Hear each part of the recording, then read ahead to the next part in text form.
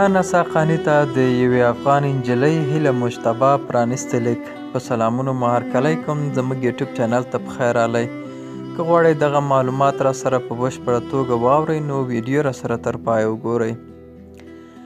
دا لیک تاسو ته د یوې افغان نجلۍ لخوا لیکل شوی چې له تاسو سره ډیر نږدې مشترکات لري. حقاني صاحب پوهیږئ زه هیله مجتبی تاسو ته دا لیک د مهاجرت په هغه سختو شپو او ورځو کې لیکم چې هره ثانیه او هره شیبه تدریجي مرګ احساسوم. د وطن له غیږې، کور، کورنۍ او د وطن له هوا لرې په مهاجرت ژوند کې ډیر زور لري او انسان خپل وطن پسې رنځوروي.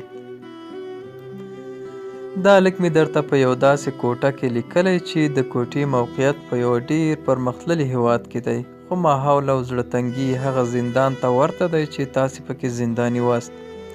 هغه زندان چې خپل راتلونکی درته نامعلوم و، بیا دې هم امید او تمه درلوده چې له تورو شپو وروسته رڼا ورځ وي او یو ورځ حتما له زندان څخه خلاصون مومي، ازادیږي او خپل وطن او کورنۍ ته بیرته ستنیږي.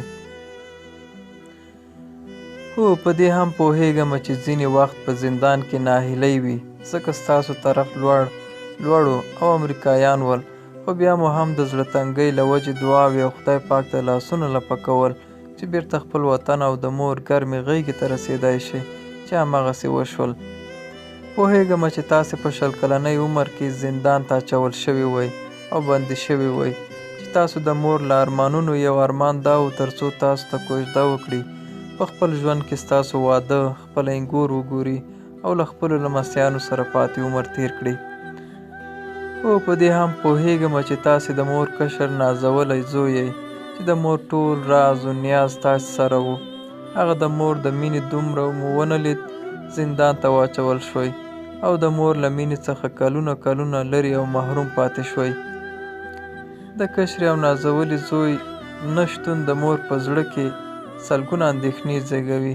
ان حتما به یې فکر کړی وي چې تاسې نور نه یاست، مړ یې او دواړه په ژوندون یو بل لیدلی نه شئ. دا هم درک کولی شم چې په زندان کې په وخت تیری مور پسې په حتما تنګ شوي وئ. شاید په ژوند کې مو وروستی هیله د مور غیږ اورېده و.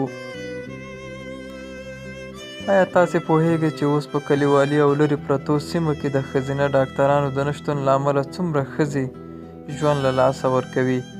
دا چې نجونې ښوونځیو ته نه ځي، یو کال له درس تعلیم څخه لرې پاتې شي.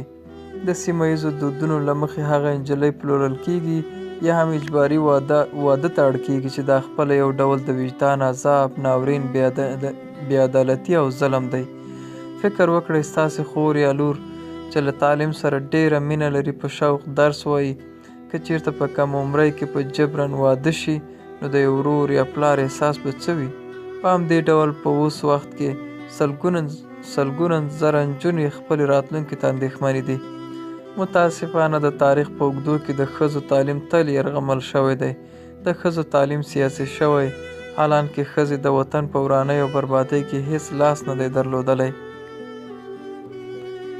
حقاني صاحب، نن تاسې د پښتني دود له مخې خپل څادر غوړومه او په یو نړۍ هیلو درته عذر کوم ترڅو د نجونو پر مخ تدریسي بهیر او ښوونځي پرانیزئ او پورې اړه زړه ژمنه را سره وکړئ چې نجونې به له نن نه وروسته خپلو زده کړو ته ادامه ورکوي.